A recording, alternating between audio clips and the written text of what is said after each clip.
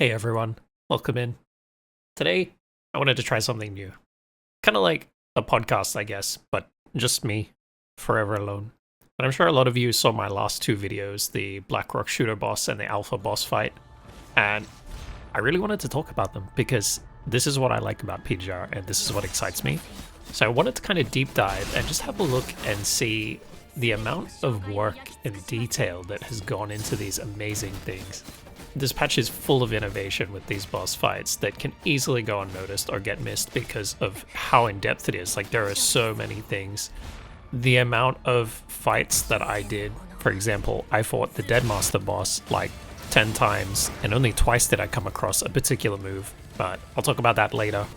I also really want to look at the things that go into making this in terms of what makes it fun and what they got right here, because it's really important to acknowledge that, and hopefully they can keep doing it in the future.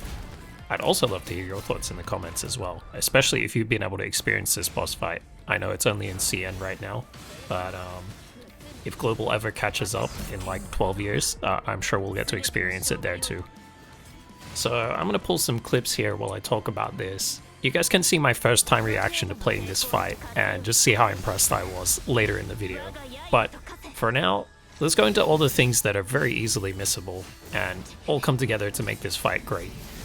So for starters, there's one part where, if you guys have played the Twins boss fight, they use the Matrix on you. It's like reverse Matrix, and they actually put you into slow-mo instead.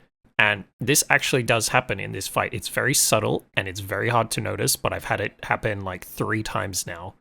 And it's very, very cool when it happens. It's done just right. It's not overdone, and the attack to dodge out of that when you're getting the Matrix used on you is very predictable. It's very readable. So there's nothing like some of the attacks from the Twins. I never could get the timing down. It just felt a bit awkward to me. Some of them felt really on point, but others I would dodge preemptively. You can start to see they've pieced together things from all these different fights and used all of their experience and really meshed it together in such a fine-tuned way. This is a fantastic show of all of Kuro's efforts coming together to make one amazing thing. Almost immediately as you start the fight, the boss itself can actually counter you. Like, it doesn't matter if you're using orbs or attacking, you'll just get knocked back if you keep attacking. Now, one of the main things that makes this fight feel really special and like handcrafted feel to it. It's not just like, oh, okay, another level, another game, another fight. While you're attacking the boss, you also have the ability for the boss to attack as well and have your weapons clash. There's no flinching from either party. And I feel like this is huge because this is what makes those anime fights and all those other cool fights you see in media. It's not like one person has to get hit or the other person has to get hit. They're actually clashing and fighting. And this is one of the big things that really pushed this boss fight. And I feel like there was a few other moments where it seemed like they were experimenting with it. If you play Gabriel's fight, he actually has a similar thing happen with a couple of his moves, except you end up getting hit anyway. So it's like, that's why I feel like maybe it was an experiment, even though the sound of your attack changes and there's like a weapon clash sound. And then to add on to this, you can actually get attacked and get hit, and there's a different knockback animation. It's like the anime slide where you get hit and they just slide on the ground, get knocked back, and they just go straight back into the fight. This was fantastic because it's not this big awkward interruption to the fight. Like, when you get hit normally and the character gets flung back, does a few flips, takes damage, takes 5 minutes to get back up, like, that's fine, being punished for being hit. But a fight is a two-way thing. I think that should always be considered as part of the fight, is that you should be able to get hit without it ruining the flow of the fight. So, of course, you can also get hit normally in this fight, but it just goes a long way to really helping the feel and the flow of the fight. There's one part where if you're within melee range, you get grabbed. This can just happen at any point during the middle of the fight. And it so smoothly transitions into this awesome little first-person camera, and you get this sick scene of you like getting pushed and dragged along the ground. And the way they put the camera back to third person as well is like you don't even notice it. It just happens, and you're like, oh, this is cool. And then you're back to playing like before you even realize you lost control of the character. Not only is this stuff implemented and it's all thought out, but it's implemented on such a high level. Like, it's implemented so skillfully that it just seems smooth and part of the fight. There's actually one move which I've only had happen to me twice, and I'm not actually sure what exactly activates it. I'll look into it more later. But essentially, you get chains around you. You start to glow green in the chains, and that's it. You can't move. I'm not talking about the building transition. You don't glow green in that move either, but it's like you get properly frozen in time. It's really cool. But yeah, I've yet to figure that out. Maybe it's a parry or something that I did wrong. I don't know. But the fact that there's so much to this fight and it's that hard to find and experience just makes the replayability actually high. It's not like games where they're like, oh yeah, there's over 100 quests. It's all like the same 3 fetch quests and go grind this and come back. Yeah, total replayability. No, it's like actual replayability where you can play it and have a completely different experience most of the fights. And I think that's really impressive because it's not easy to pull off. One thing I have always wanted in this game, as soon as I saw parries, sword wave parry. I was like, please let me parry sword waves. And they finally did it. Although I guess on a technicality, it's scythe waves. But come on, man. Sword waves. We can parry sword waves now. And it's like return to sender. If you get the parry timing right, it's return to sender. If you get it a little bit off, it flies to the side. And I think that's so cool. There's also lots of integrated custom animations. When you parry a certain move combo at the end, or when the boss is giant and you parry her giant scythe, your character will throw their gun up in the air and just a quick little taunt animation. And it just really adds to making the whole fight look cool and the overall atmosphere of it. The boss having the scorpion pull move where she's like, get over here, and pulls you in with the chains and you gotta dodge out at the last second. That was really, really cool at the first time I fought the boss. Like, the shock factor of that, I was like, wait, what? They can do that? Definitely another good move. If you notice, when the boss does her sword waves, she actually puts a chain in the way. You can actually break that chain. It's up to you how you break it. You can either attack it with a good attack, or you can return the sword wave. But just the fact that there's actually a barrier, you can't walk through that chain like it's a physical object. They thought out so many things for this fight. There's one move towards the end of the fight that would have been a lot trickier to choreograph in a game space where you have to worry about where the player character is and what they're doing. I don't think I've seen it happen to me where the boss slid out and it was a bit wonky and they missed me or anything like that. Like, it's always pretty on point. The fact that they're able to choreograph the boss sliding down a chain that's going onto the ground, and then the boss hits the ground and just keeps sliding while they're attacking, was another big highlight for me. That really made the fight feel a lot more dynamic. I love when environments are incorporated almost as their own character in fights. Like, it brings something really unique and it makes it a lot more engaging. One of my favorite moves is where the Deadmaster boss stands on the chain in the air, just generates a chain out of thin air, and then stands on it. And then she falls backwards while spinning and upside down, uses that momentum to throw another scythe wave at you. Just as you're watching the fall, the anticipation and build-up of that move and just knowing what's coming is so exciting. It's choreographed so on point, and it just feels fantastic when you get that parry and you return to the boss. And the way that the boss later in the fight decides to return to sender by spinning it, not just, oh, here's a casual parry back. Like, they custom animated the scythe wave going into the boss's scythe, the boss spinning around with that in the scythe, and it getting returned to sender. 180-degree return. That is just so cool. The fact that it's not just the same as the player character made it feel very unique. And again, it just all adds to the fight. All these things come together. The attention to detail and over-the-top polish is what makes this feel really, really handcrafted and dynamic as a boss fight. Even the stage itself looks fantastic. There is one thing that I think needs to be improved.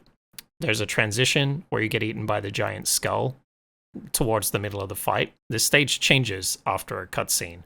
However, in the cutscene, the boss is standing on a chain ready to do her attack where the two skulls float at you and then she jumps down and attacks you, and it's all parryable. Except when you come out of the cutscene, it's just you and the boss awkwardly standing right next to each other. That transition was quite jarring. It just kind of ruined the immersion of the whole scene because everything else is at such a high level of detail. I think that when you return to gameplay, you should come back into gameplay with the boss doing that parryable move. That way it matches with the cutscene and it's not just awkwardly misplaced afterwards. We haven't even talked about the other transitions, like the giant wall that she throws at you. This is a great example, I think, of interactive cutscenes and stage transitions done right. The whole way everything is building up during this fight, like the boss gets extra moves onto their parry combo as the fight progresses, the music is building up, everything is slowly getting more and more intense. The whole mood and setting is fantastic. It all builds up to a point really well. And I want to talk about the music briefly as well. Whilst the music probably deserves me talking about it in a longer spot, I think it honestly needs its own video on its own. And I know there's actually another few content creators that analyze the music in PGR, and they could probably do a better job than me. So what I will say is this could not exist without the music and the sound effects. They are so on point, which it usually is in PGR, and that's not something I take for granted because it is a huge part of the build-up in the final fight. And if you took that away or decreased the quality, it just would not be the same. It just would not hit the same. The final transition in this fight, where the boss turns giant, that was also crafted very well. The feel of the impact of the scythe, I feel like maybe it could have had a little bit more impact. It kind of just feels like when you parry and you get it right. The first time I did it, I actually thought I missed because the way the slide happens. I understand the slide is to show impact, but it just felt a little bit flat. Overall, like, that's something that you can overlook and just hope that it gets better next time. The dodge at the end of that move, when the scythe comes down, that felt pretty good and on point. But again, it did feel a bit muted in comparison to the impact of the scythe. So, I don't know, it's hard to say how that one could be improved, to be honest. But regardless, it feels good, and it doesn't ruin anything. So, I don't mind that too much. What I will say is I liked that the music disappeared and they set the tone. They then went to change the music and they went like full nostalgia on the anime. I did feel like it was a little off though as to when it cuts in. I totally get what they were going for and it's conveyed well enough. But it just, after having that hype and intense build-up and the rock music almost, it just seemed a bit jarring, I guess. It depends how quickly you're fighting. Chances are the boss is going to be dead like halfway through the first line of the new song. So it felt, I don't know, maybe something could have been done a bit differently there. I'll have to think on like how that can be improved better, to be honest. Because it seemed important, like they wanted to include it. And I understand why, because again, it's coming off the anime. I just think it didn't really fit amazingly. I'm sure it gave anyone that watched the anime that huge nostalgia hit. So I'm sure it fulfilled its intended purpose fine though. One thing to keep in mind is I'm not actually a huge Black Rock Shooter fan. Back in the day, I saw some cool fight scenes from it, and so I went and tried to watch it, but most of the anime isn't really about that. So it wasn't really for me, and I couldn't really get into it too much. However, I did watch a fair few clips from it. Correct me if I'm wrong, but I thought the cutscenes as well, and this was like 12 years ago almost that it's been out since. From my memory, maybe I'm misremembering, but it seemed like the cutscenes were done pretty well, and I would say fairly faithfully recreated from the original anime. Of course, they changed things a tiny bit, like the hug scene, if I remember right. That was done a tiny bit different, but it gave me the same feeling and it felt right as the anime. It looks like they just modernized it and changed it into its 3D format. And if you know anything about game dev, especially trying to recreate 2D anime, one thing that is really hard for 3D media is to get that 2D anime look properly, even just to get it looking okay without it looking funny. It still falls flat at that point, but at least it doesn't look funny. But then to actually faithfully recreate that, especially like the effects and the enemy attacks themselves, that's just like next level. That's amazing. That takes extra skill to get right. If you want to see another example of that, it's a bit old now, but the old Naruto games, think like PS3, PS4 era, I watched a friend play them one time. I just watched in awe at how well they had made this 3D media look exactly like the anime. Like some of the attack effects and stuff. I'm gonna show my inner Weeb here, but like Naruto's Rasengan, the Shuriken one where he throws it, and just the way it melts and disintegrates everything around it and stuff. That's not easy to do in 3D. The amount of skill that requires is just unreal. I think they did a really good job in general in PGR with this collab, especially like the start and end screens and like the flames of the eyes. All of it came across really well. So good job, Kuro. Fantastic work. So I think that covers more or less all the really important bits. There's a chance I may have missed something, and if you think I did, put it in the comments. But I like to think that covers a lot of the main things that can easily get missed during this fight if you just play it once or twice and you're like, okay, yeah, that was cool. I feel like it's like if you do your job right, nobody knows you're doing it. But if you stop doing it, everybody notices and everyone's angry about it. In this case, it's like they got everything so right, it's so subtle that it can become very hard to notice. If you do notice it and you understand the amount of time and effort that's put in, this stuff is insane. I'm so impressed. I can't wait for the future of PGR. I really hope that they keep innovating and keep giving us these exciting new gameplay experiences. Because that's what I love about this game. There's always innovating something exciting and new. It's not like the same rehashed fight, the same rehashed grind. Sure, there are some miss patches, but there's a lot of hit patches among them. And if they don't experiment and find out, you know, what does work, what's good, how can we implement this better, you're not going to get more innovation and more better patches. So I'm all for and willing to accept the mid patches. No one. If you'd like your Copium mug, you can get yours too. If it means that we get the good patches, like Bianca or this Blackrock shooter patch. I really hope that both these boss fights, the Alpha one and the Deadmaster fight, come to Cecilia's classes and that we can fight them whenever we want with whoever we want. Difficulty adjusted scales for HP and whatnot. I'm excited to play them with my favorite characters and try out all the new fun combinations and see what sort of amazing things can be done. If you saw my This Is Why I Play PGR video, then you'll know exactly why I play PGR, and this is the kind of thing that I really enjoy. And I really enjoy like experimenting and seeing what's possible, because a lot of the stuff in there is not written in the skill description. It's just you got to enjoy the game enough to play it and experiment and try things and find out. Now moving on to a different topic, I would absolutely love if they made the Deadmaster boss character playable, because given the moveset that they have given this boss, that could be such a freaking fun character if they did it right and they implemented the moves and the orbs correctly and gave it a good core passive. It could just be absolutely amazing. I really hope they do. I don't know, like, you know, with the collab rights and what they are and aren't allowed to do and whatnot, or what they've agreed on.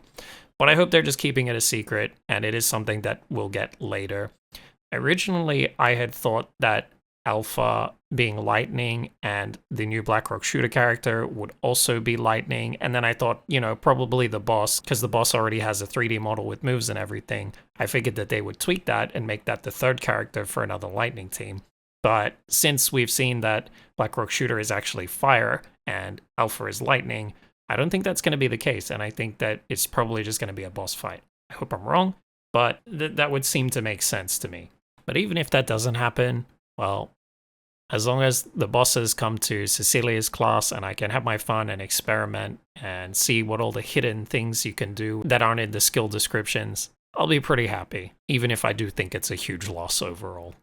I'm going to put up when I streamed this boss for the first time on Twitch, so you guys can see what I experienced firsthand, and you can see my reaction to it. I really, really enjoyed this fight. Just keep in mind that this fight won't look flashy, because it's me trying to figure things out, like, what does the boss do? Just admiring the attacks and the stylish moves, and seeing all the different possibilities, trying to experiment and see what the limits are, all the different things that they put into this fight. So I was in no rush to finish this fight. I was there to enjoy it. I hope you guys enjoyed this new form of content. If you do, just leave a comment and let me know. Hopefully, there's more amazing things like this soon that I can kind of dissect and talk about with you guys, because I really enjoy this stuff. Like, this is why I play PGR. for this kind of insane boss fights and things like this. I hope you all enjoyed talking about this as much as I do, and take care, everyone. Ooh, cutscene. Oh, that camera view made me want to play as the boss so bad. It looked like it was just gonna snap around the view, and you can just play as the boss.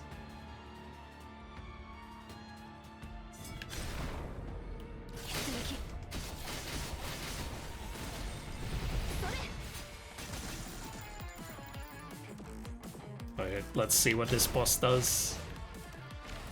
Okay, so we got combos. Matrix getting in the way. Oh, that's pretty cool. That was a parry. Oh, this boss is sick. This would be such a cool playable character. Holy shit. I don't know what that does. Yes, you can parry sword waves. Oh, so cool. I think that was a parry too. It might have been a counter.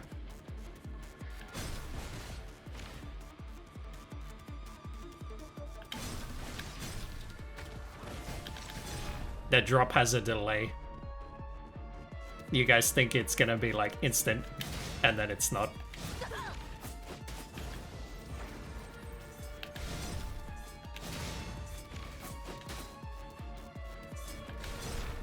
Okay, I should have parried that one. Mistakes were made.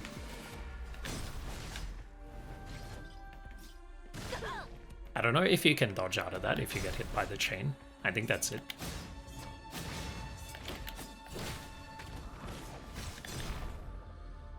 This is so cool. I love this fight already. I'm gonna be so fucking disappointed if they remove this. Like, so disappointed. Even though parry is like on point, it feels correct. Everything just feels good. Okay, you can dodge the chain.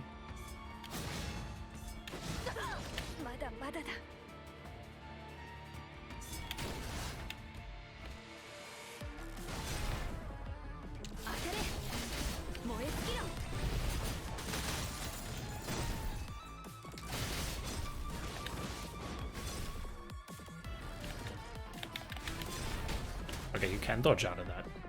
Oh, look at this. Stepping on this scythe. So cool. This is like peak anime, man.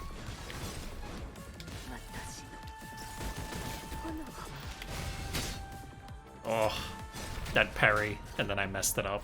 Feels bad, man. Oh, the boss counters you? Holy shit.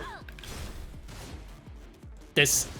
I don't want to speak too soon, but this is like my favorite PGR boss so far.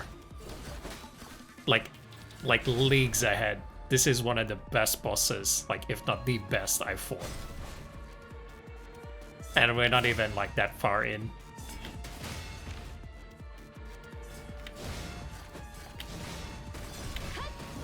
Everything just feels right. This is so fucking cool.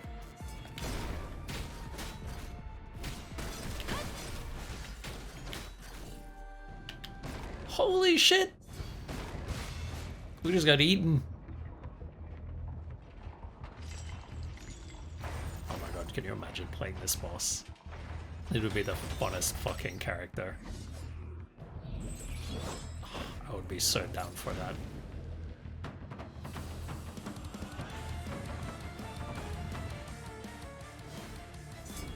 That was a bit jarring that we just went back to this.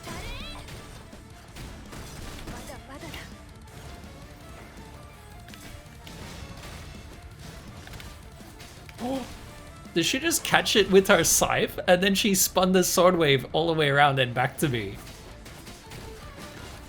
Oh my god. I don't even really care about Blackrock Shooter. But this is like, this is better than your collab for me. This boss fight alone is just peak PGR. It makes the game.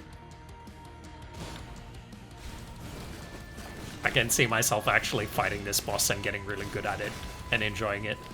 She catches them and returns them with her scythe. That's so fucking cool. Oh, this is peak. I wonder how they're gonna top this one. Oh, that's sick. I can't do anything. I can only change the view. Oh, shit. Maybe ult will save us.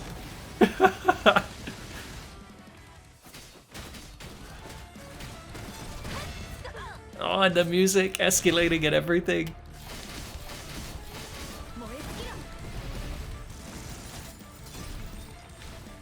Oh my god.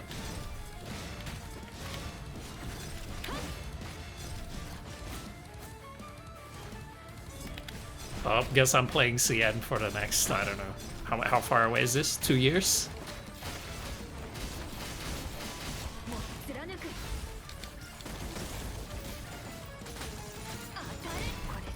We just parried with the shot. So cool.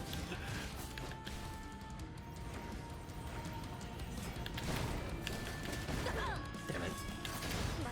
Parry issue.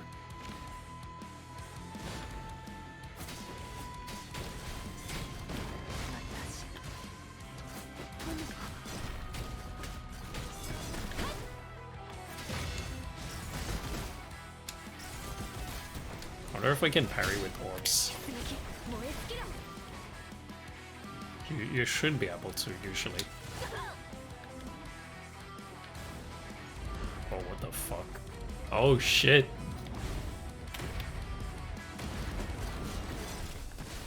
Did we just parry that? Oh. I don't know how they're gonna top this.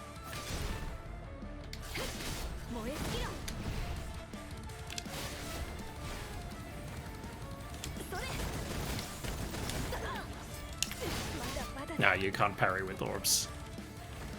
If you can, it's really finicky.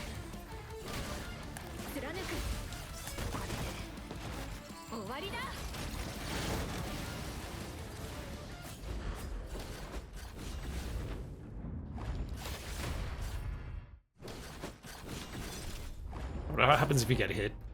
It didn't even hit me. I think this is gonna kill you. I don't think there's any way out of that one. Maybe you can dodge.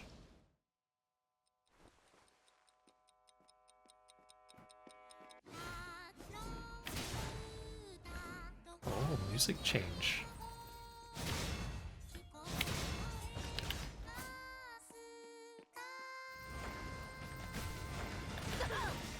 Oh, and she comes down off the chain.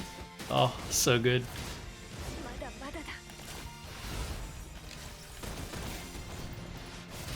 Maybe we should kill. New music not feeling so hype.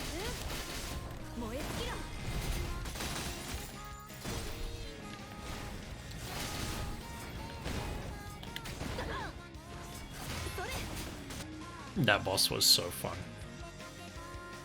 Hands down, I think that's gonna be at least top 3, if not top 1 boss I've fought in PGR. That was just, oh. Maybe I'll get really good at the fight and post a no-hit or something. Post a style run. Don't really care as much about no-hit, but also if you get hit, it's kind of not that stylish.